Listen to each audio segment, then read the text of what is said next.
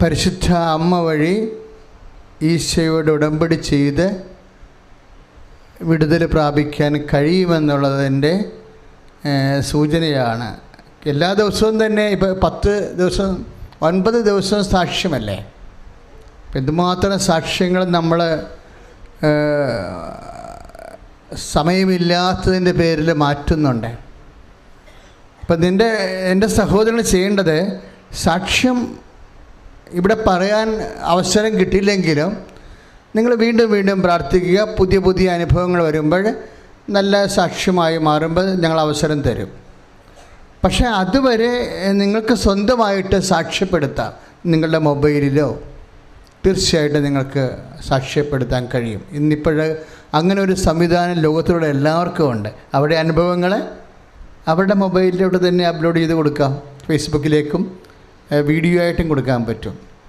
അപ്പം അങ്ങനെ കൊടുക്കാൻ വേണ്ടി കർത്താവെ, നീ ഞങ്ങളെ നിൻ്റെ സാക്ഷിയാക്കി മാറ്റണമേ. പ്രാർത്ഥിക്കുക, കർത്താവെ ഞങ്ങളെ അങ്ങയുടെ സാക്ഷിയാക്കി മാറ്റണമേ.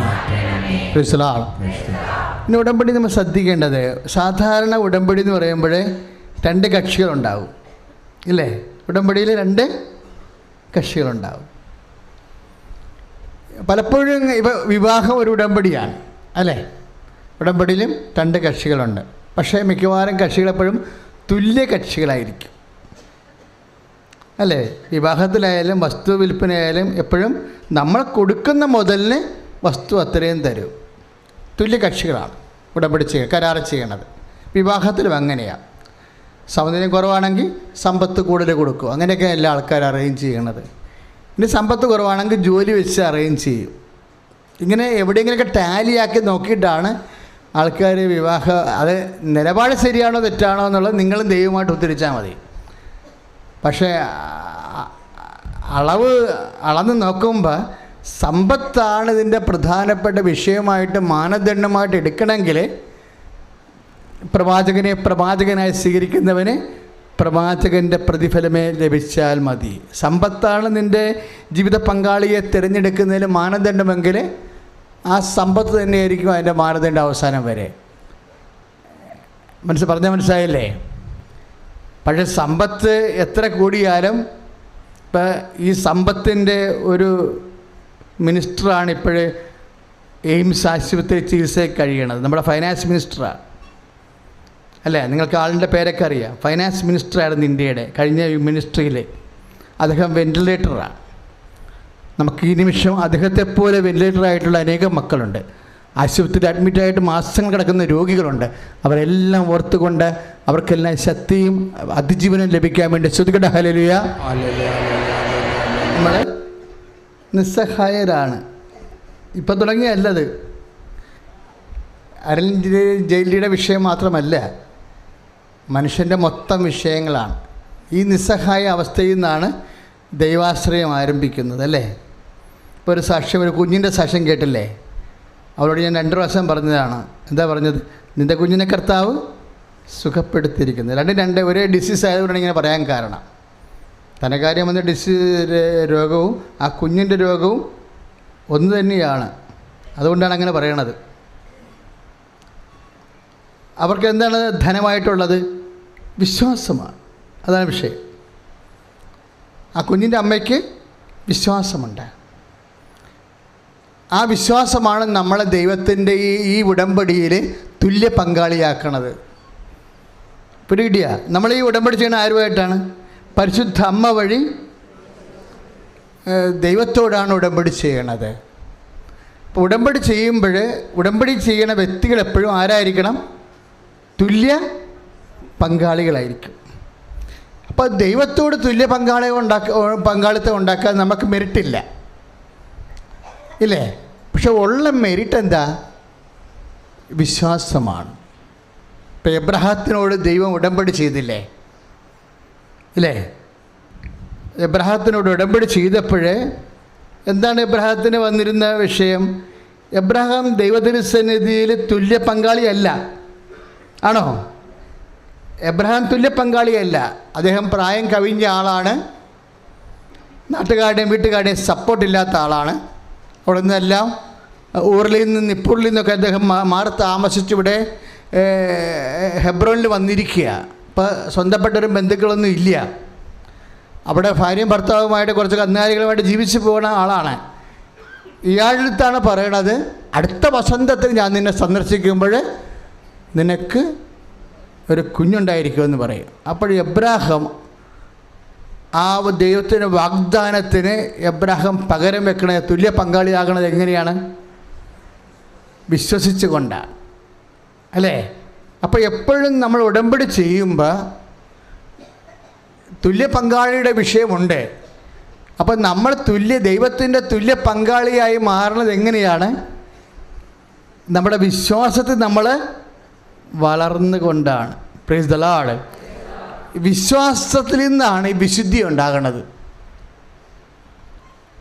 വിശ്വാസം വളർന്നാൽ ആ വിശ്വാസം ഒരു വ്യക്തിയെ ദൈവത്തിരുസന്നിധി തുല്യ പങ്കാളിയാക്കുന്നത് എങ്ങനെയാണ്? ദൈവത്തിൻ്റെ വാക്കനുസരിച്ചുള്ള ജീവിത രീതികളിലൂടെയാണ്. അതിനാണ് വിശുദ്ധി എന്ന് പറയുന്നത്. അതുകൊണ്ടാണ് എബ്രാഹത്തിനോട് പറയുന്നത്, നീ എൻ്റെ മുമ്പാകെ നടന്ന് വിശുദ്ധിയിൽ വ്യാപരിക്കുക. Praise the Lord. അപ്പം നമ്മൾ ഇപ്പോൾ ഉടമ്പടിയുടെ നടപടിക്രമം അനുസരിച്ച് കൊണ്ട് ഇപ്പോൾ ചിലർ മദ്യപാനം അവസാനിപ്പിച്ചു, പലരും കാരുണ്യ പ്രവൃത്തിയിലേക്ക് പ്രവേശിച്ചു, പ്രാർത്ഥനയിലും വിശുദ്ധിയിലും വ്യാപരിക്കണമെന്ന് പറയുമ്പോൾ അതിനർത്ഥം എന്താണ്? ദൈവത്തോട് തുല്യ പങ്കാളിയായി നമ്മൾ വിശ്വാസം കൊണ്ടും വിശ്വാസത്തിനടുത്ത പ്രവൃത്തിയായ വിശുദ്ധി കൊണ്ടും വളർന്നു വരികയാണ്. മനസ്സിലായില്ലേ? ഉടമ്പടിയിൽ നിങ്ങൾ കാരുണ്യ പ്രവൃത്തികൾ ചെയ്യുമ്പോഴും ഉടമ്പടിയിൽ നിങ്ങൾ വചനം കേൾക്കുമ്പോഴും വായിക്കുമ്പോഴും നടപ്പിൽ വരുത്തുമ്പോഴും നമ്മൾ ചിന്തിക്കേണ്ടത് എന്താണ്? ഉടമ്പടി പ്രകാരം ദൈവ തിരുസന്നിധി നമ്മൾ തുല്യ പങ്കാളിയായിട്ട് വരാൻ ശ്രമിക്കുകയാണ്. എന്തുകൊണ്ട്? നമ്മുടെ വിശ്വാസവും വിശ്വാസത്തിനടുത്ത പ്രവൃത്തിയാകുന്ന വിശുദ്ധിയും കൊണ്ട്. സ്തുതിക്കട്ടെ, ഹല്ലേലൂയ.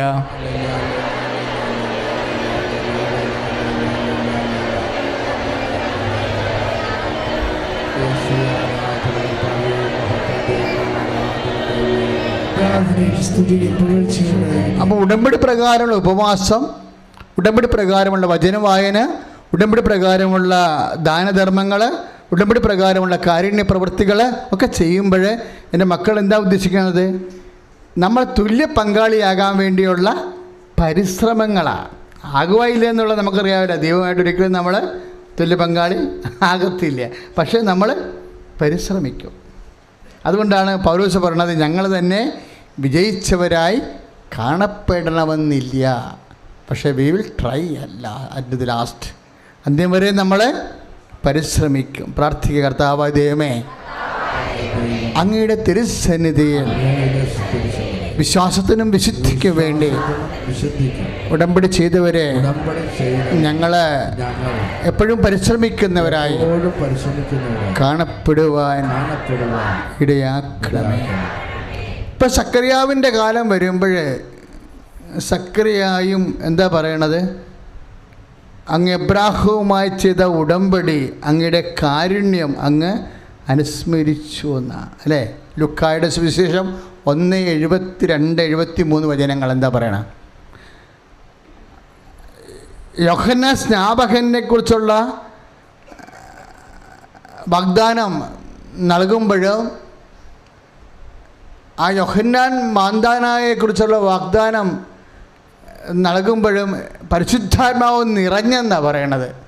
ലുക്ക 1:71 സക്കറിയ പ്രവാചകൻ, പുരോഹിതൻ സക്കറിയ ഗീതങ്ങളിൽ പറയണത് പരിശുദ്ധാത്മാവിനാൽ നിറഞ്ഞ് പറഞ്ഞു എന്നാണ്. എലിസബത്ത് സംഭവിച്ച പോലെ തന്നെ സക്കറിയായും പരിശുദ്ധാത്മാവിൽ നിറഞ്ഞ് പറയണ, പരിശുദ്ധാത്മാവാണ് പറയണത്. എന്താണ് പറയണത്? തലമുറകൾ തോറും അങ്ങയുടെ കാരുണ്യം അങ്ങ് അനുസ്മരിച്ചു. അങ്ങയുടെ വാഗ്ദാനം എന്താണ്? അങ്ങയുടെ കാരുണ്യമാണ്. ഇന്ന് ദിവ്യകാരുണ്യം നമ്മുടെ മുമ്പിലിരിക്കുന്നുണ്ട്. കർത്താവ് കാരുണ്യമായിരിക്കുമ്പോഴും നമ്മൾ ഓർക്കേണ്ടത് എന്താണ്? എബ്രാഹത്തിനോട് ചെയ്ത ഉടമ്പടി പ്രകാരമാണ് ദൈവം ക്രിസ്തുവായി കാരുണ്യമായിരിക്കുന്നത്. അപ്പം തലമുറകൾ തോറുമാണ് ഈ കാരുണ്യം. അപ്പം ദൈവത്തിൻ്റെ വാഗ്ദാനം എബ്രാഹത്തിനോടിലൂടെ മനുഷ്യരാശിയോട് നൽകിയ വാഗ്ദാനമാണ് ജനകോടികൾക്കും ജന്മാന്തരങ്ങൾക്കും ഇന്നും ആയുസ്സും ആത്മശക്തിയും അത്ഭുതങ്ങളും അടയാളങ്ങളുമായി കർത്താവ് തൻ്റെ കാരുണ്യം വാഗ്ദാനം പാലിക്കുകയാണ്. സ്തുതിക്കട്ടെ ഹല്ലേലൂയ, ആരാധിക്കട്ടെ ഹല്ലേലൂയ. പറഞ്ഞ മനസ്സിലായില്ലേ? ദിവ്യകാരുണ്യം എന്ന് പറഞ്ഞാൽ എന്താണ്? ലുക്ക 1:72 അനുസരിച്ച് കൊണ്ട് പിതാക്കന്മാരോട് അബ്രഹാം മുതലുള്ള പിതാക്കന്മാരോട് വാഗ്ദാനം ചെയ്ത കാരുണ്യം. ഈ വാഗ്ദാനം ചെയ്ത കാരുണ്യമാണ് ഉടമ്പടി എന്ന് പറയണത് ആദ്യത്തെ. അതുകൊണ്ടാണ് ലുക്ക 1:73 പറയുന്നത് നമ്മുടെ പിതാക്കന്മാരോട് വാഗ്ദാനം ചെയ്ത കാരുണ്യവും അവിടുന്ന് പിതാക്കന്മാരോട് വാഗ്ദാനം ചെയ്ത ഉടമ്പടിയും അവിടുന്ന് അനുസ്മരിച്ചു. കാലാകാലങ്ങളായാലും ക്രിസ്തുവിലേക്ക് എത്തി നിൽക്കുമ്പോൾ ഓർക്കേണ്ടത് എബ്രാഹത്തിന് കൊടുത്ത ഉടമ്പടിയുടെ ഭാഗമായിട്ടാണ് നമ്മൾക്ക് ക്രിസ്തുവിനെ വരെ കിട്ടുന്നത്. കൈയിടിച്ച് കർത്താവ് പരിശുദ്ധ പരമദിവ്യ കാരുണ്യം. അപ്പോൾ ദൈവം തൻ്റെ കാരുണ്യം അനുസ്മരിക്കും. അപ്പം നമ്മുടെ ഭാഗത്തു നിന്നുള്ള ഇൻവെസ്റ്റ്മെൻറ്റ് എന്താണ്? നിക്ഷേപം എന്താണ്? വിശ്വാസമാണ്. വിശ്വാസം എപ്പോഴും നമ്മുടെ വിശ്വാസം നമുക്ക് ഉൽപ്പാദിപ്പിക്കാൻ പറ്റണ രീതിയിലായിരിക്കും ജീവിതത്തിലെ അനുഭവങ്ങളെ ദൈവം ക്രമീകരിക്കുന്നത്. ഇപ്പോൾ ഒരു കുഞ്ഞ് മാതാവിന് കത്ത് എഴുതിയില്ലേ അല്ലേ? ലേമിച്ച് അമ്മൂമ്മ പോകുമ്പോൾ അമ്മനെ ഏൽപ്പിക്കാൻ വേണ്ടി കൊച്ച് എഴുതി കൊടുക്കുകയാണ്. എനിക്ക് ഭയങ്കര മനോഹരമായിട്ട് തോന്നിയത്. കുഞ്ഞെന്താ എഴുതിയിരിക്കണമെന്ന് അറിയാമോ? ഈശോയുടെ അമ്മേ, എൻ്റെ പപ്പായ്ക്ക് ജോലി കൊടുത്തില്ലെങ്കിൽ ഞങ്ങൾക്ക് ചോറ് കിട്ടത്തില്ലെന്ന് പറഞ്ഞു. ആ കത്ത് വായിക്കണം. അവർ എൻ്റെ മുറിയിരുന്ന് അത് വിശദീകരിച്ചത് അത് പറഞ്ഞു കൊടുത്ത്. ആ കുഞ്ഞിൻ്റെ ഭാഷയാണത്. ഞങ്ങൾക്ക് വസ്ത്രം വേണമെങ്കിൽ പപ്പായ്ക്ക് ജോലി കൊടുക്കണം, ഞങ്ങളെ 3 പേരെയും പഠിപ്പിക്കണമെന്നുണ്ടെങ്കിൽ പപ്പായ്ക്ക് ജോലി കൊടുക്കണം. അതാണ് അമ്മയ്ക്ക് കത്ത്. അമ്മയ്ക്ക് കത്ത് എഴുതുമ്പോൾ ആ കുഞ്ഞിൻ്റെ ഉള്ളിലുള്ള എന്താ? സ്നേഹവും വിശ്വാസവും. 24 മണിക്കൂറിനുള്ളിൽ അമ്മ മറുപടി പറഞ്ഞ് സ്തുതിയുടെ ഹല്ലേലൂയ, യേശുവേ ഹല്ലേലൂയ, ഹല്ലേലൂയ, ഹല്ലേലൂയ, ഹല്ലേലൂയ. നമ്മൾ ഉടമ്പടി പ്രകാരം ബൈബിൾ വായിക്കും. ഇപ്പോൾ ബൈബിൾ വായിക്കുമ്പോൾ അടിസ്ഥാനപരമായിട്ട് ആ കുഞ്ഞിൻ്റെ സ്നേഹവും ആ കുഞ്ഞിൻ്റെ വിശ്വാസവുമാണ് നമ്മളെ വായിക്കുമ്പോൾ നമ്മുടെ ഉള്ളിൽ കൊണ്ടുവരേണ്ടത്. എന്നിട്ട് ബൈബിൾ എടുക്കുമ്പോൾ തന്നെ പറയാം, കർത്താവേ, അങ്ങയുടെ വചനങ്ങളെല്ലാം സ്നേഹത്തോടെ വായിക്കാൻ എന്നെ അഭിഷേകം ചെയ്യണമേ. അങ്ങയുടെ വചനങ്ങളെല്ലാം വിശ്വാസത്തോടെ വായിക്കാൻ എന്നെ അഭിഷേകം ചെയ്യണമേ. ചുമ്മാ എടുത്ത് ഉടനെ വായിക്കരുത്. ദൈവം ലൈനിലുണ്ടെന്ന് ഉറപ്പ് വരുത്തണം. അതിന് കുറച്ച് നേരം വെറുതെ ഇരിക്കണം. പറഞ്ഞ മനസ്സിലായില്ലേ?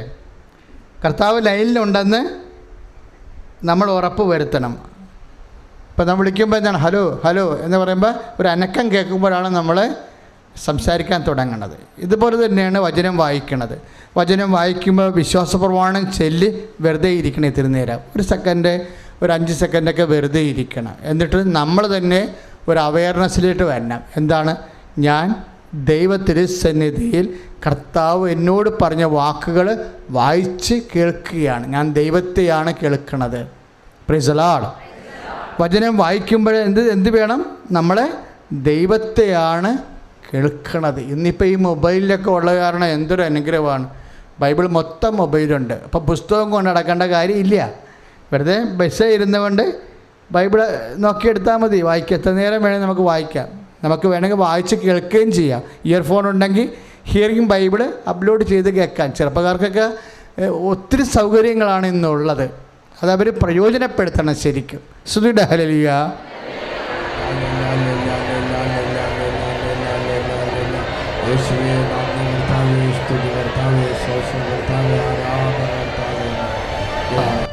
അപ്പോൾ വചനം നമ്മൾ വായിക്കുമ്പോൾ, വചനം വായിക്കുന്നത് കൊണ്ട് ദൈവത്തിന് ചില ഉദ്ദേശങ്ങളുണ്ട്. ദൈവ ഉദ്ദേശം നമ്മൾ തിരിച്ചറിഞ്ഞുകൊണ്ട് വേണം വചനം വായിക്കാൻ. ദൈവത്തിന് പല ഉദ്ദേശമുണ്ട്. അല്ല, ഒരു ഉദ്ദേശം എന്താണ്? ഞാൻ നിങ്ങളോട് പറഞ്ഞിട്ടുള്ള വചനം നിമിത്തം നിങ്ങൾ വിശുദ്ധി ഉള്ളവരായിരിക്കുന്നു. അതാണ് പ്രശ്നം. ഇപ്പം യോഹന്നാൻ 15:3 വായിക്കണത് എന്താണ് എന്ന് പറഞ്ഞ്, ഞാൻ നിങ്ങളോട് പറഞ്ഞിട്ടുള്ള വചനങ്ങൾ നിമിത്തം നിങ്ങൾ വിശുദ്ധിയുള്ളവരായിരിക്കുന്നു. Praise the Lord. അത് ഒന്ന് എത്ര കാലം കഴിഞ്ഞാലും വിശുദ്ധിക്കൊന്നും കാലഹരണപ്പെടത്തില്ല. എത്ര കാലം കഴിഞ്ഞാലും ഞാൻ ചില സമയത്ത് ഓർക്കുകയെ, ഈ നാഥാനിയേൽ എന്ന് പറഞ്ഞൊരാളുണ്ട് ബൈബിളിൽ, അല്ലേ? ഫിലിപ്പോസാണ് ഈ നാഥാനിയേലിനെ ഈശോൻ്റെ അടുത്ത് കൊണ്ടുവരുന്നത്. നാഥാനിയേലിനെ കാണുമ്പോൾ ഈശോ ഒറ്റ നോട്ടത്തിൽ ഒരേ ശ്വാസത്തിലൊരു കാര്യം പറയും. യോഹന്നാൻ 1:48 എന്താ പറയണത്? ഇതാ ഒരു യഥാർത്ഥ ഇസ്രയേല്യൻ, ഇവനിൽ യാതൊരു കാപട്യവും ഇല്ല. അപ്പോൾ നമ്മൾ ഓർക്കുന്നത് നല്ല ഒരു കമൻ്റാണെന്ന് പറയും. പക്ഷെ കമൻ്റല്ല, അതിൽ വലിയൊരു കാര്യമുണ്ട്. ഇതാ ഒരു യഥാർത്ഥ, ഇവനിൽ യാതൊരു കാപട്യവും ഇല്ല. എന്താ സംഭവം എന്നറിയാമോ? നമ്മൾ ഇസ്രയേൽ എന്ന് വിളിക്കുന്നത് ആരെയാണ്? യാക്കോബിനെയാണ്, അല്ലേ? പഴയ നിയമത്തിൽ യാക്കോബിനാണ് ഇസ്രയേൽ എന്നുള്ള പേര് കിട്ടിയിരിക്കുന്നത്. അയാളിൽ ചില കാപട്യം ഉണ്ടായിരുന്നു. എന്താണ് അയാളുടെ കാപട്യം? യേശാവായിരുന്നു ഇസഹാക്കിൻ്റെ മൂത്ത മകൻ. അപ്പോഴേ കുടുംബത്തിന് ലഭിച്ചിരിക്കുന്ന ദൈവദത്തമായ ഫസ്റ്റ് ബോണിൻ്റെ റൈറ്റ് ഉണ്ട്, ആദിജാതൻ്റെ അവകാശം, ദൈവിക അവകാശമാണ്. അതാ മൂത്തവന് കിട്ടേണ്ട അവകാശം കള്ളത്തരത്തിൽ അടിച്ചു മാറ്റിയ ആളാണ് യാക്കോബ്. യാക്കോബ് എന്താ ചെയ്തത്? യാക്കോബ് യേശാവിൻ്റെ പോലെയുള്ള വേഷപ്രചനം നടത്തി. യേശാവിന് മുഴുവൻ ശരീരത്തിൽ പൂടേൻ രോമമുള്ള ആളായിരുന്നു. അപ്പോൾ എൻ്റെ മകനെ, അപ്പൻ്റെ കണ്ണൊക്കെ മങ്ങുന്നു, അപ്പൻ യാത്രയാകാൻ സമയമായി, നീ വേട്ടയാടി ഒരു മൃഗത്തെ കൊണ്ടുവന്ന് പാകം ചെയ്ത് എനിക്ക് താ, ഞാൻ ഭക്ഷിച്ച് ആനന്ദിച്ച് ആ സന്തോഷത്തിൽ ഞാൻ നിന്നെ ആശീർവദിക്കാം, ആദിജാതൻ്റെ അനുഗ്രഹം എന്ന് പറഞ്ഞു. അപ്പോൾ യേശാവ് ആത്മാർത്ഥത കൊണ്ട് വേട്ടയാടാൻ പോയപ്പോൾ മറ്റവൻ എന്ത് ചെയ്ത്, തൊഴുത്തിൽ നിന്നൊരു ആടിനെ എടുത്തിട്ട് യേശാവിൻ്റെ ഉടുപ്പെടുത്തിട്ട് കെട്ടി, തൊഴുത്തിൽ നിന്ന് ആടിനെ പാകം ചെയ്തിട്ട് യേശാവിൻ്റെ ഉടുപ്പെടുത്ത് ശരീരത്തിൽ ധരിച്ചിട്ട് ഭക്ഷണമായിട്ട് യാക്കോബിൻ്റെ അടുത്ത് വന്നു. ഓ എൻ്റെ മകനെ, നിനക്ക് ഇത്ര പെട്ടെന്ന് മൃഗത്തെ കിട്ടിയോ? അപ്പോൾ പറഞ്ഞ് അങ്ങയുടെ ദൈവം എനിക്ക് കാണിച്ചു തന്നു. കള്ളത്തരം പറഞ്ഞാൽ തൊഴുത്തിന് അടിച്ചു മാറ്റിയതാ. കാപട്യം കണ്ടില്ലേ? പക്ഷേ കണ്ണ് കാണാൻ പാടില്ലാത്തത് കൊണ്ട് അപ്പൻ അബദ്ധം പറ്റി. കണ്ണ് കാണാൻ പാടില്ലാത്ത അപ്പന്മാർക്ക് ഇന്ന് അബദ്ധം വരണമുണ്ടല്ലോ, ഇല്ലേ? മക്കൾക്ക് പല രീതിയിലല്ലേ വിളമ്പി കൊടുക്കണത്. മക്കൾക്ക് ഭാഗവടമ്പടി ചെയ്യുമ്പോഴേ ചിലക്ക് ചിറ കൊടുക്കും, ചിലക്ക് വെള്ളം കൊടുക്കും, ചിലക്ക് നല്ല പുരിടം കൊടുക്കും. കണ്ണ് കാണാത്ത അപ്പന്മാർ ഇന്നും ഇതുപോലെയുള്ള ഒരു പന്തിയിൽ പല വിളമ്പുന്നുണ്ട്. അപ്പം ദൈവം ഒന്നും മറന്നു കളയത്തില്ലെന്നുള്ള സൂചനയാണ് കർത്താവിൻ്റെ വാക്കിൽ നിന്ന് വരണത്. നിങ്ങളതിൻ്റെ പേരിൽ അപ്പന്മാരുടെ കരുത്തേക്ക് കയറാൻ നിൽക്കണ്ടേ. എന്ത് സംഭവം അറിയാവോ? നമ്മുടെ അപ്പനാരാ? ആരാണ്? ദൈവം. അതാണ് പറഞ്ഞത്, നിങ്ങൾ ഭൂമിയിൽ ആരെയും അപ്പനെന്ന് വിളിക്കണ്ട എന്ന് പറഞ്ഞാൽ വീട്ടിൽ ചെന്ന് അപ്പനെ ആൻ്റപ്പ എന്ന് വിളിക്കരുതേ. പക്ഷേ ആരോട് നമ്മൾക്ക് എന്തെങ്കിലും നമ്മുടെ അപ്പന്മാരിൽ നിന്ന് കുറവ് വന്നു പോയാൽ അത് പരിഹരിക്കാൻ മരിക്കാത്ത അപ്പനുണ്ടെന്ന് പറഞ്ഞിട്ടുണ്ടല്ലേ. അതിനാണ് ദൈവത്തെ അപ്പ എന്ന് വിളിക്കാൻ വേണ്ടി പഠിപ്പിച്ചത്. സ്തുതിയുടെ ഹല്ലേലൂയ. മത്തായി ശ്ലീഹായുടെ സുവിശേഷമാണ് 10:23. നിങ്ങൾ ആരെയും പിതാവേ എന്ന് വിളിക്കരുത്. അതിൻ്റെ അർത്ഥം എന്തറിയാവോ? നിൻ്റെ പിതാവിനെക്കുറിച്ച് നിനക്ക് എന്തെങ്കിലും മുറിവോ സങ്കടമോ ഉച്ചനീചത്വമോ പക്ഷപാതമോ എന്നോട് ചെയ്തെന്ന് പറഞ്ഞുകൊണ്ട് നീ മരണം വരെ പിതാവിനെ മാനസികമായി പീഡിപ്പിക്കുവാനും ഞെരുക്കുവാനും തുടങ്ങിയാൽ നീ ദൈവത്തെ പിതാവെന്ന് തിരിച്ചറിയുന്നില്ലെന്ന് അതിൻ്റെ അർത്ഥം. അപ്പനെ കണ്ണ് കാണാൻ പാടില്ലാത്തത് കൊണ്ടാണ്, കാണേണ്ടതുപോലെ കാണാൻ പാടില്ലാത്തത് കൊണ്ടാണ് തെറ്റ് സംഭവിച്ചത്. പക്ഷെ കണ്ണെപ്പോഴും തുറന്നിരിക്കുന്ന അപ്പനാണ് നിൻ്റെ യഥാർത്ഥ അപ്പനെന്നാണ് കർത്താവിൻ്റെ വചനം പറയണത്. സ്തുതിക്കട്ടെ, ഹല്ലേലൂയ.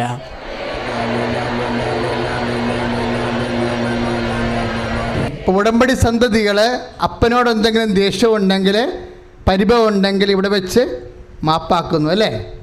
നമ്മളിനി അപ്പനോട് പരിഭവവും പരാതിയും ഒന്നും കാണിക്കത്തില്ല. ആരുടെ പേരിലാണ്? ഈശോൻ്റെ പേരിൽ. അപ്പം നമ്മൾ വിശുദ്ധീകരിച്ചില്ലേ?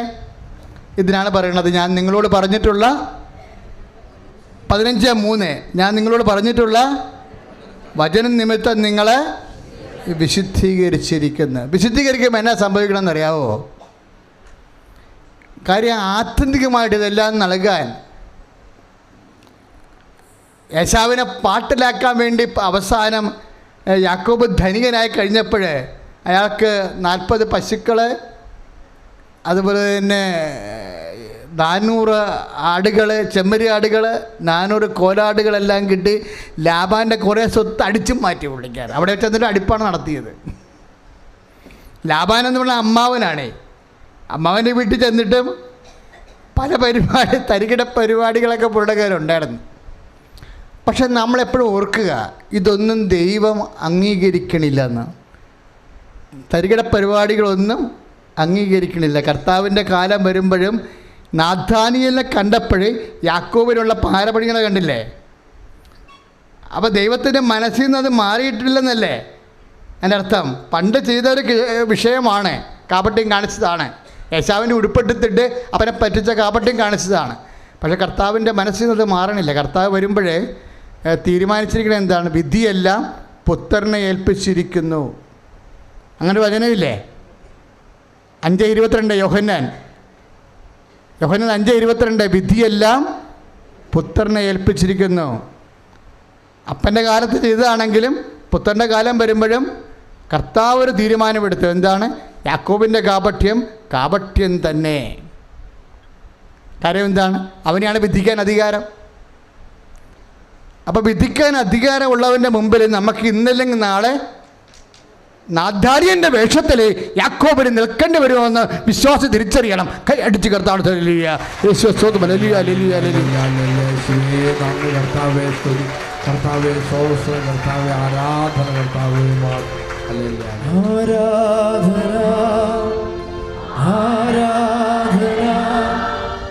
യേശുവേ ആരാധന, ആരാധന, ആരാധന, യേശുവേ ആരാധന. ഇങ്ങനെയാണ് വചനം കേട്ടിട്ട് നമ്മൾ വിശുദ്ധീകരിക്കപ്പെടേണ്ടത്. ഇന്നല്ലെങ്കിൽ നാളെ യാക്കോബിന് നാഥാനിയൻ്റെ വേഷത്തിൽ വിദ്യാളൻ്റെ മുമ്പിൽ നിൽക്കേണ്ടി വരുമെന്ന്. അതുകൊണ്ടാണ് വചനം നമ്മളെ വിശുദ്ധീകരിക്കുന്നത്. അതുകൊണ്ടാണ് ഈശോ പറഞ്ഞത്, ഉടമ്പടിയിൽ നമ്മൾ വചനം കേൾക്കുന്നു, വചനം വായിക്കുന്നു. എന്തിനു വേണ്ടിയാണ്? വിശുദ്ധീകരിക്കപ്പെടാൻ വേണ്ടിയാണ്. വചനം വിശുദ്ധീകരിക്കപ്പെടുമ്പോഴാണ് നമുക്ക് എന്ത് കിട്ടണത്? അടയാളം കിട്ടുന്നത്. അടയാളം നമ്മുടെ അവകാശമാണ്. ആരുടെ അവകാശം? വിശ്വാസത്താൽ വിശുദ്ധീകരിക്കപ്പെട്ടവൻ്റെ അവകാശമാണ് അടയാളം. സ്തുതികളെ ഹല്ലേലൂയ, യേശുവേ സ്തുതി, ഹല്ലേലൂയ.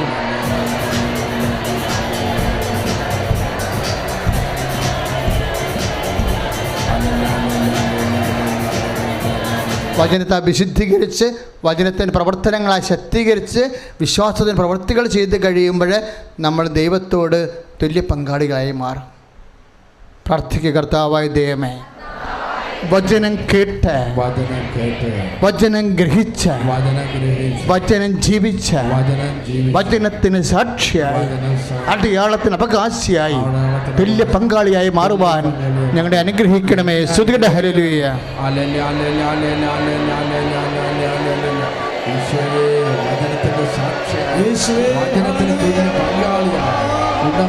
തുല്യ പങ്കാളിയായ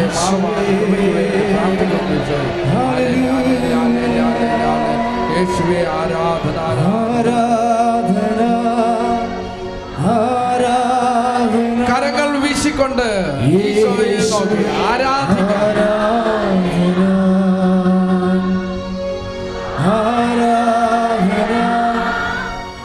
ആരാധന.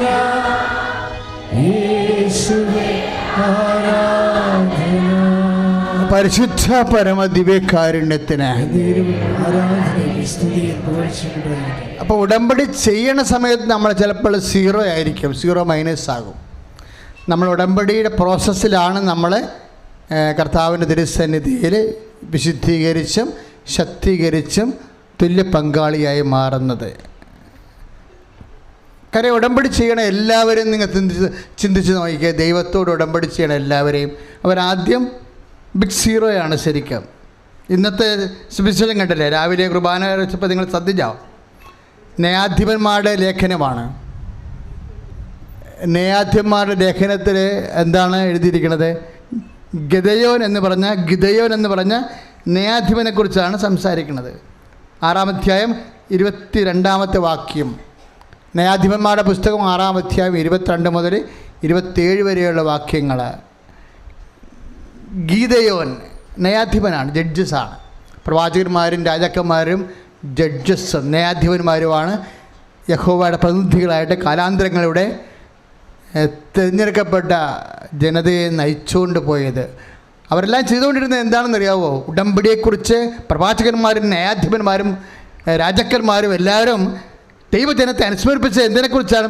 ഒറ്റ സബ്ജക്റ്റ് അനുസ്മരിച്ചിട്ടുള്ളൂ. എന്താണ്? പിതാക്കന്മാരോട് ചെയ്ത ഉടമ്പടി. എൻ്റെ മക്കളെ, ഉടമ്പടി ഒരു കംപ്ലീറ്റ് പ്രെയറാണ് ശരിക്കും. കാര്യം ദൈവത്തിന് മനുഷ്യരാശി ചെയ്യാവുന്ന ഏറ്റവും ഫലപ്രദമായ പ്രോജക്റ്റ് പദ്ധതിയാണ് ഉടമ്പടി. ഗിദെയോനോട് എന്നാ ഉടമ്പടി ചെയ്തത് ദൈവം? ഗിദെയോൻ ദൈവതിരുസന്നിധിയിൽ അയാളുടെ മെരിറ്റ് യോഗ്യതയായി വെച്ചത് എന്താ?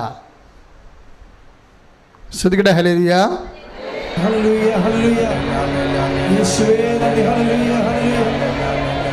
യേശുവേ ആരാധന, കർത്താവേ ആരാധന, ആരാധന. ഈശോയെ ആരാധിച്ചു, കരങ്ങൾ വീശി ആരാധന. Praise the Lord. മിദ്യാൻകാരുമായിട്ട് യുദ്ധമാണ് ഈ 6-ാം അധ്യായത്തിലെ പ്രമേയം. ഇസ്രായേലിനെ രക്ഷിക്കാൻ ആരുമില്ല. മിദ്യാന്മാർ രാക്ഷസവർഗമാണ്.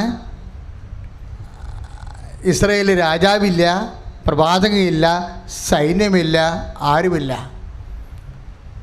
ആകപ്പാടെ ഇസ്രായേലിനുള്ള സ്വത്ത് എന്താണ്? ഈ ഗിദെയോനെപ്പോലുള്ള ന്യായാധിപനാണ്. അയാൾക്കുള്ള എന്താ? അയാൾ പറയും നീ യുദ്ധം ചെയ്യണം. ആരോട്? മിദ്യാൻകാരോട്. ഇപ്പം നമ്മളും പഴയ ഉടമ്പടി വെച്ചിരിക്കുന്നത്. ഇന്നലെ ഒരു ചേട്ടായി സാക്ഷ്യം പറഞ്ഞു. അയാൾക്കുണ്ടായിരുന്ന കടം എന്താണെന്ന് അറിയാവോ? 40 ലക്ഷം രൂപയുടെ കടം. പക്ഷേ അയാൾക്കത് കൊടുത്തു വിട്ടാനുള്ള ഒരു മാർഗവും വരുമാന മാർഗവും ഇല്ല. അപ്പം അങ്ങനെ അദ്ദേഹം വന്ന് ഉടമ്പടി ചെയ്ത് അമ്മയെ സാക്ഷിയാക്കി മധ്യസ്ഥയാക്കി ഉടമ്പടി ചെയ്ത് ഒരാഴ്ച കൊണ്ട് ഒരു അകന്ന ബന്ധു, ആ മനുഷ്യൻ നേരത്തെ ഉണ്ടായിരുന്നതാണ്, പക്ഷേ വർക്കിംഗ് കണ്ടീഷനിലല്ലായിരുന്നു. ഉടമ്പടി ചെയ്ത് കഴിഞ്ഞപ്പോൾ ആ മനുഷ്യൻ്റെ മനസ്സിനെ ഉണർത്തിയിട്ട് ഉടനെ 20 ലക്ഷം രൂപ കൊടുത്തു ഈ മനുഷ്യന്. ആ സാക്ഷി ഇന്നലെ കേട്ടപ്പോൾ എനിക്ക് സന്തോഷം തോന്നി. നമ്മുടെ കയ്യിൽ ഒന്നുമില്ലേ? നമ്മുടെ കയ്യിൽ ഒന്നുമില്ല. ആകപ്പാടെ ഉള്ളത് എന്താണ്? ഉടമ്പടിയുടെ പച്ച പേപ്പർ മാത്രമേ നമ്മുടെ കയ്യിലുള്ളത്. ആ ഉടമ്പടിയുടെ പച്ച പേപ്പർ ഞങ്ങൾ പ്ലാസ്റ്റിക്കിലാണ് തന്നിരിക്കുന്നത്. എന്തിനാണെന്ന് അറിയാമോ? മഴ നനയാതിരിക്കാൻ. നിങ്ങളുടെ വീട്ടിൽ വെള്ളം കയറിയാലും ഉടമ്പടി പേപ്പറെ വെള്ളം കയറാതിരിക്കാനാണ്. എത്ര കാലമായി. കാര്യം നമ്മുടെ ആസ്തിയാണത്. അത് നമ്മുടെ ആസ്തിയാണ്. നമ്മൾ ദൈവത്തോട് ചെയ്ത ഉടമ്പടിയാണ്. അപ്പം ഗിദെയോനോട് പറഞ്ഞു നീ മിദ്യാൻകാരെ പ്രതിരോധിക്കാൻ പറഞ്ഞു. അപ്പം ഗിദെയോൻ പറഞ്ഞ വാക്കുകളുണ്ട്. ഗിദെയോൻ എന്താ പറഞ്ഞത്? ഞാൻ മനാസയുടെ ഗോത്രത്തിലുള്ള ആളാണ്. ആ ഗോത്രത്തിൽ തന്നെ ഞങ്ങളുടെ വംശം ഏറ്റവും ബലഹീനമായ വംശമാണ്. ന്യായാധിപന്മാർ 6:15 ഞാൻ മനാസയുടെ ഗോത്രത്തിൽപ്പെട്ടയാളാണ്. ഞങ്ങളുടെ ഗോത്രത്തിൽ തന്നെ ഞങ്ങളുടെ വംശം ഏറ്റവും ബലഹീനമാണ്. എൻ്റെ കുടുംബമാണെങ്കിൽ അതിനേക്കാളും പരിതാപകരമാണ് എൻ്റെ അവസ്ഥയെന്ന്. അതാണ് ചിലപ്പോഴും ഉടമ്പടി ചെയ്യുമ്പോൾ നമ്മുടെ മനസ്സിലുണ്ടാകുന്ന ഒരു നിസ്സഹായ അവസ്ഥ. പക്ഷെ ഉടമ്പടി ചെയ്യുമ്പോഴേ നീ ഓർക്കണം, നീ ആരുടെ മുമ്പിലാണ് ഉടമ്പടി ചെയ്യണത്? ദൈവ തിരുസന്നിധിയിലാണല്ലേ. ചോര വേർക്കുമ്പോഴും കർത്താവ് പറഞ്ഞത് എന്താണ്? പിതാവേ, അങ്ങയ്ക്കെല്ലാം സാധ്യമാണ്. അപ്പോൾ നീ തന്നെ പോണം, നിൻ്റെ കൂടെ എൻ്റെ സാന്നിധ്യം എന്നാണ് ഗിദെയോന് കൊടുക്കുന്ന വാഗ്ദാന പ്രകാരമുള്ള ഉറപ്പ്. അപ്പം ഗിദെയോൻ അതിൽ വിശ്വസിക്കും. എന്നിട്ടും ഗിദെയോൻ ഒരു അടയാളം ചോദിക്കും. എന്താണ്? എനിക്ക് ഒരു അടയാളം വേണം. നിങ്ങൾക്ക് ദൈവത്തോട് അടയാളം ചോദിക്കാം. ഇപ്പം എത്ര അടയാളങ്ങളെ നമ്മൾ സാക്ഷ്യങ്ങൾ കേൾക്കണില്ലേ? അടയാളം നമ്മൾ വിശ്വസിക്കുന്നവൻ്റെ അവകാശമാണ്. ഗിദെയോൻ ഒരു അടയാളം ചോദിച്ചു. എന്താണ്? ഒരു കമ്പിളി എടുത്ത് മുറ്റത്തിട്ടിട്ട് ദൈവത്തോട് പറഞ്ഞു. എന്ത് പറഞ്ഞു? ഇത് മഞ്ഞുകാലമാണ്, ഞാൻ മെതിക്കളത്തിലാണ് ഈ കമ്പിളി ഇടുന്നത്, തൂവെള്ള കമ്പിളി. ഞാൻ രാവിലെ എഴുന്നേറ്റ് നോക്കുമ്പോൾ മിദ്യാൻകാരെ നീ എനിക്ക് ഏൽപ്പിച്ച് തരുക ഇല്ലേ എന്ന് ഞാൻ അറിയണത് ഈ കമ്പിളിയിൽ നീ കാണിക്കുന്ന അടയാളം കൊണ്ടായിരിക്കും എന്ന് പറയും. എന്ന് പറഞ്ഞ് ഇവൻ ഗിദെയോൻ കമ്പിളി എടുത്ത് പുറത്തിടും, വെള്ളക്കമ്പിളി. എന്നിട്ട് ദൈവത്തോട് പറയും, കളത്തിൽ മഞ്ഞ് പെയ്താൽ ഈ കളത്തിൽ ഒരിടത്ത് മഞ്ഞ് പെയ്യരുത്, ഈ കമ്പിളിയെ മാത്രം മഞ്ഞ് പെയ്യിക്കണം. കളവെന്ന് പറഞ്ഞാൽ എന്താണ്? മെതിക്കളം, ഗോതമ്പ് കളം, പഴയ നെൽക്കളം, കറ്റക്കളവ. ഈ കളത്തിൽ മഞ്ഞ് പെയ്യിക്കുമ്പോൾ കളത്തിൽ മഞ്ഞ് വീഴരുത്. പിന്നെ എവിടെ മഞ്ഞ് വീഴണം? എൻ്റെ കമ്പിളിയെ മാത്രം മഞ്ഞ് വീഴണം ഞാൻ രാവിലെ എഴുന്നേറ്റ് നോക്കുമ്പോൾ. അങ്ങനെയാണെന്ന് അടയാളം കണ്ടാൽ അതിൻ്റെ അർത്ഥം മിദ്യാൻകാരെ നീ എനിക്ക് ഏൽപ്പിക്കുമെന്നാണ്. എന്നാൽ ഞാൻ യുദ്ധം ചെയ്യും. എൻ്റെ കുടുംബം, എൻ്റെ വംശവും എൻ്റെ ഗോത്രം എത്ര ബലഹീനമായിരുന്നാലും നിൻ്റെ ശക്തി എനിക്കുണ്ടാവുമെന്ന് ഞാൻ മനസ്സിലാക്കുമെന്ന് പറയും. ഗിദെയോൻ അതുപോലെ ചെയ്തിട്ട് കൂടാരത്തിൻ്റെ വാതിലടക്കും. ഒന്നുറങ്ങി എഴുന്നേറ്റിട്ട് മുറ്റത്ത് വന്ന് ആദ്യം നോക്കണ കമ്പിളിയാണ്. കമ്പിളി പിഴിയണ പോലെ മഞ്ഞ് കിടക്കും. ഗിദെയോൻ ചുറ്റി നടന്ന് നോക്കും, കളത്തിൽ ഒരിടത്തും മഞ്ഞില്ല. പിന്നെ ഗിദെയോൻ പറയണത് അടിക്കളാന്ന് പറയണം. എന്താണ്? യഹോവ നമ്മുടെ കൂടെയെന്ന്. ശ്രുതിക്കട്ടെ ഹല്ലേലൂയ, യേശുസ്തുതി ഹല്ലേലൂയ. അതിൽപ്പെട്ട ഗോത്രത്തിലുള്ള ഉടമ്പടിയുടെ പ്രകാരം ഗിദെയോൻ്റെ ഗോത്രം ബലഹീനമാകാം, ഗിദെയോൻ്റെ കുടുംബത്തിനും ആസ്തി ഇല്ലാതെ ആയിരിക്കാം. പക്ഷെ നമ്മുടെ ആസ്തി ആരാണ്? കർത്താവാണ് ആസ്തി. പതുക്കെയാണ് ഇവൻ അടയാളം കിട്ടിയിട്ട് കർത്താവിൻ്റെ സാന്നിധ്യം തിരിച്ചറിയണത്. അപ്പം നീ ഇവിടുന്ന് പോകുമ്പോൾ നിൻ്റെ മനസ്സിലുണ്ടാവണം, ഞാൻ കർത്താവുമായിട്ട് ഉടമ്പടി ചെയ്തിരിക്കുന്നത്. ഗിദെയോൻ പറഞ്ഞ പോലെ എൻ്റെ കുടുംബം, എൻ്റെ ജീവിതം, എൻ്റെ ആരോഗ്യം, എൻ്റെ സാമ്പത്തിക സ്ഥിതി, എൻ്റെ ബുദ്ധി എല്ലാം വളരെ ബലഹീനമാണ്. ഇപ്പോൾ ഇന്നലെ ഒരു മോൾ സാക്ഷ്യം പറഞ്ഞായിരുന്നു. ICCR പരീക്ഷ എഴുതിയിട്ട് ഒക്കെ റാങ്ക് കിട്ടിയതാണ്. അപ്പോൾ ICCR എന്ന് പറഞ്ഞത് നമ്മുടെ IAS പോലെ എന്ത് സംഭവമാണ്, എനിക്ക് അതിനെക്കുറിച്ച് കറക്റ്റായിട്ട് അറിയാൻ പാടില്ല. പക്ഷേ അവൾ പറഞ്ഞത് അവളുടെ കൂട്ടുകാരവിടെ കളിയാക്കി, ഇതിന് IAS ബുദ്ധി വേണ്ട കേസാണ്. ഇതൊക്കെ നമുക്ക് പറഞ്ഞിട്ടുള്ള സാധാരണ ബേസിക് സ്റ്റുഡൻറ്റിന് പറഞ്ഞിട്ടുള്ള കാര്യമില്ല. ഞാനൊരു ബേസിക് സ്റ്റുഡൻ്റാണെന്നാണ് അവൾ പറയണത്. എനിക്കിതിൻ്റെ ഒരു ആഗ്രഹം മാത്രമേ ഉള്ളൂ, ഇതിന് പോകണമെന്നുള്ളത്. എൻ്റെ ആഗ്രഹം പിന്നെ ഉള്ളത് എന്താണ്? കർത്താവാണ് എൻ്റെ ആസ്തി എന്ന് പറയണം. അതുകൊണ്ട് ഞാൻ ഉടമ്പടി ചെയ്ത് ഞാൻ പറ്റണ പോലെ പഠിച്ചു. അപ്പോൾ എല്ലാവരും എന്നെ കളിയാക്കി, ഇതിന് പ്രാർത്ഥന കൊണ്ട് വലിയ കാര്യമില്ല, പഠിക്കാനുള്ള മനുഷ്യൻ പഠിക്കുക തന്നെ വേണം. കൂട്ടുകാരെ പറഞ്ഞു കൊടുക്കുന്നതാണ്. പ്രാർത്ഥന കൊണ്ട് കാര്യമില്ലെന്നാണ് പറഞ്ഞത്. പ്രാർത്ഥന കൊണ്ട് കാര്യമില്ല, പഠിക്കാനുള്ളത് പഠിക്കുക തന്നെ വേണം. അതിനുള്ള ബുദ്ധിയും കഴിവും ഉണ്ടെങ്കിൽ മാത്രമേ ഈ പരിപാടിക്ക് പോകാൻ പറ്റത്തുള്ളൂ എന്നാണ്. നിങ്ങളെപ്പോഴും ചിന്തിക്കണം, നമ്മൾ ദൈവത്തിൻ്റെ അനന്തമായ സാധ്യതകളിലാണ് വിശ്വസിക്കണത്.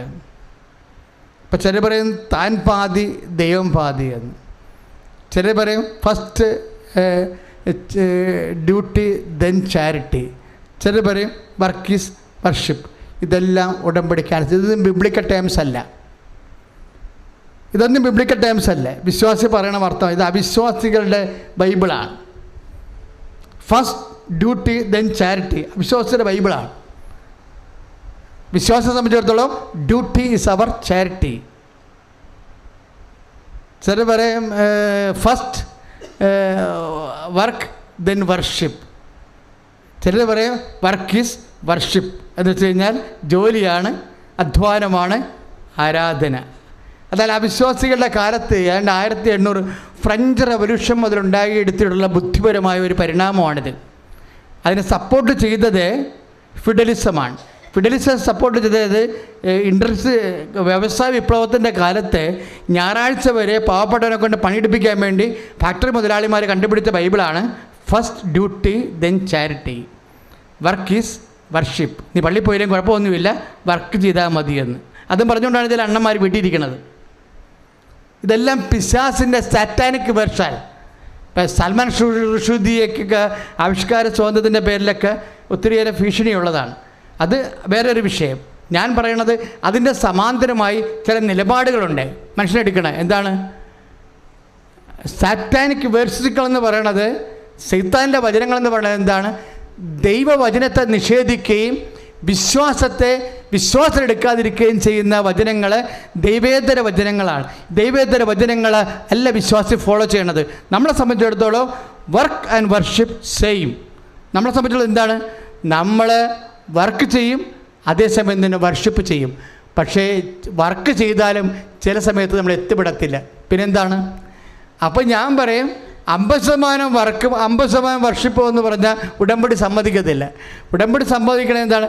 ആത്മാർത്ഥത നിൻ്റെ ഭാഗത്തുനിന്ന് നിനക്ക് പറ്റണ പോലെ വർക്ക് ചെയ്യും, ബാക്കി അത് 65 ചിലപ്പോൾ 35.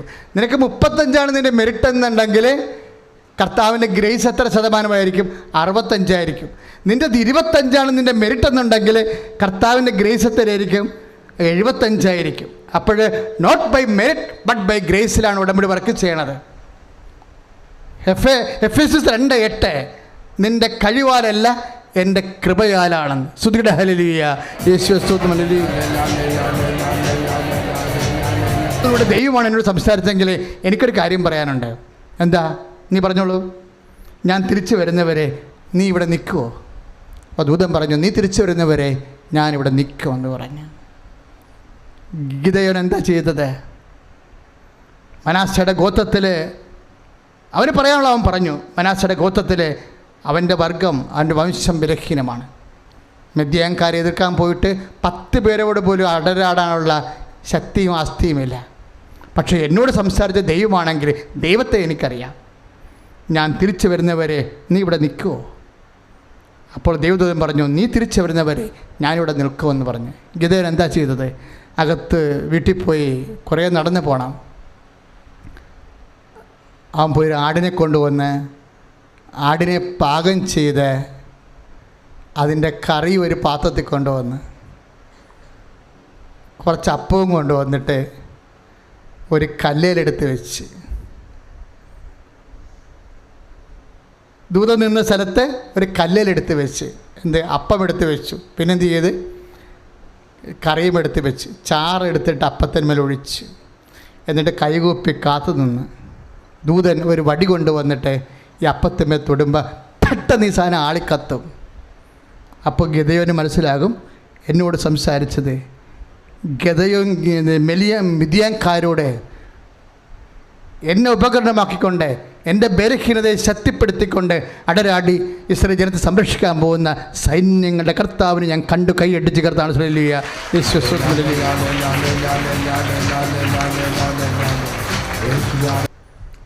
മനസ്സിലായില്ലേ? ഗിദെയോനെന്താ? മിദ്യാൻകാർ നമ്മൾക്ക് ഒതുക്കാൻ പറ്റാത്ത അത്രയും ശക്തന്മാരാണ്.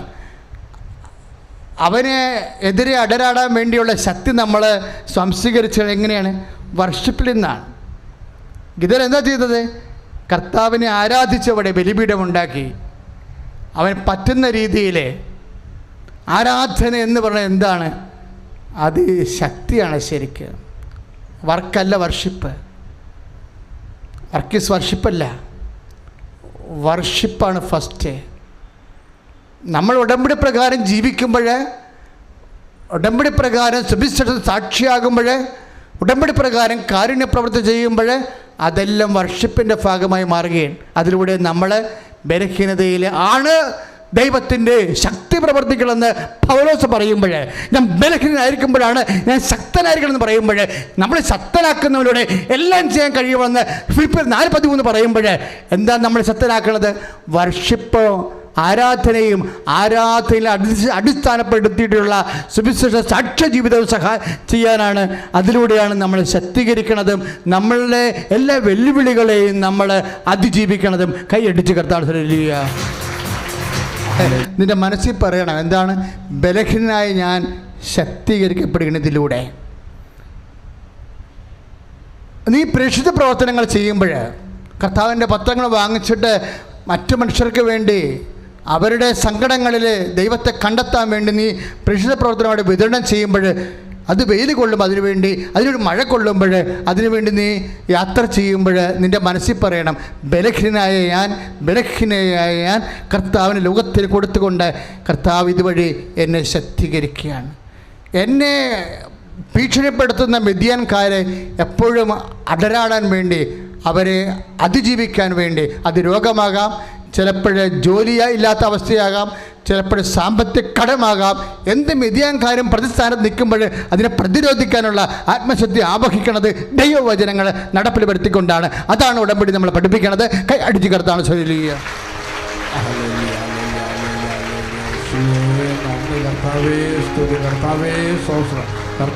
ആരാധന കർത്താവേ, മഹത്താ. പരിശുദ്ധ പരമദിവ്യകാരുണ്യത്തിന്, പരിശുദ്ധ പരമദിവ്യകാരുണ്യത്തിന്, പരിശുദ്ധ പരമദിവ്യകാരുണ്യത്തിന്. പ്രിയമുള്ളവരെ, നമ്മൾ രോഗസൗഖ്യ പ്രാർത്ഥനയിലേക്ക് പ്രവേശിക്കുകയാണ്. ശ്വാസകോശങ്ങളെ കർത്താവ് സുഖപ്പെടുത്തുന്ന സമയമാണെന്ന സൂചനയോടുകൂടി വലതേ പതിര കർത്താവ് കാണിച്ചു തരുന്നുണ്ട്. ശ്വാസകോശ രോഗികൾ, പതിരയ്ക്ക് പ്രഷർ കുറഞ്ഞോ കൂടിയോ ഉള്ള ആൾക്കാരുണ്ട്. പതിരയുടെ ഒരു പ്രഷറുണ്ട്, അത് മാരകമായ ഒരു അസുഖമാണ്. അങ്ങനെയുള്ളവർ പതിരയുടെ പുറത്ത് കൈകൾ വെക്കേണ്ടതാണ്. ഈ സമയം ശ്വാസകോശത്തിൻ്റെ പുറത്ത് കൈകൾ വെക്കേണ്ടതാണ്. വലിയ രോഗികൾ വേറെ ഉണ്ടാകാം, അലർജി മൂലം ശ്വാസം മുട്ടലുണ്ടാകാം, ശ്വാസകോശവുമായി വരുന്ന എയർവേസുമായിട്ട് ബന്ധപ്പെടുന്ന ശ്വാസകോശങ്ങളിലെ നീർക്കെട്ടലുകൾ, കഫം, അതുപോലെ തന്നെ അത് മൂലം ഉണ്ടാകുന്ന മറ്റ് പലതരത്തിലുള്ള രോഗങ്ങളിലെല്ലാം ശ്വാസകോശങ്ങളുടെ മേൽ കൈകൾ വെക്കേണ്ടതാണ്. നിങ്ങൾ കൈകൾ വെക്കുമ്പോൾ നിങ്ങൾ കൈകൾ വെക്കേണ്ടത് കർത്താവിൻ്റെ നാമത്തിലാണ്. എല്ലാ ശക്തിയും കർത്താവിൻ്റെ പുനരുത്ഥാനത്തിന് ശേഷം പുറപ്പെടുന്നത് കർത്താവിൻ്റെ നാമത്തിൻ്റെ പ്രഘോഷത്തിലാണ്. അതുകൊണ്ടാണ് പത്രോസ് പറഞ്ഞത്, പൊന്നോ വെള്ളിയോ എനിക്കില്ല, എനിക്കുള്ള ഞാൻ നിനക്ക് തരുന്നു. Stand up in the name of Jesus Christ. കർത്താവിൻ്റെ നാമത്തിൽ നിന്ന് എഴുന്നേറ്റ് നടക്കാൻ. കർത്താവേ, അങ്ങയുടെ ശ്വാസകോശ രോഗികൾ അങ്ങയുടെ നാമത്തിൽ കൈകൾ നെഞ്ചിൽ വെച്ചുകൊണ്ട് പ്രാർത്ഥിക്കുന്നു. കർത്താവേ, ശ്വാസകോശ രോഗികൾ, കഫക്കെട്ടുകാർ, നീർക്കെട്ടക്കാർ, കർത്താവേ, അങ്ങയുടെ നാമത്തിൽ കൈകൾ വെച്ചുകൊണ്ട് പ്രാർത്ഥിക്കുന്നു. കർത്താവേ, നിന്റെ തിരുമുറിവാർന്ന കൈകൾ, നിന്റെ തിരുമുറിവാർന്ന കൈകൾ ശ്വാസകോശങ്ങൾ വെക്കണമേ. കരളിനെ സ്പർശിക്കണമേ, ഹൃദയത്തെ സ്പർശിക്കണമേ. ശ്വാസകോശ രോഗങ്ങൾ യേശുക്രിസ്തു വിശുദ്ധ മരത്താൽ ഈ ഇവിടെ ഉള്ള രോഗങ്ങൾ അകലങ്ങൾ ഇരുന്നു കൊണ്ട് ധ്യാനത്തിൽ പങ്കെടുക്കുന്നവരുടെ ശ്വാസകോശ രോഗങ്ങൾ യേശുക്രിസ്തു നാമത്തിൽ വിശുദ്ധ രക്തത്താൽ കഴുകപ്പെടട്ടെ. കർത്താവിന്റെ നാമത്തിൽ മാരക രോഗങ്ങൾ സൗഖ്യമാകട്ടെ.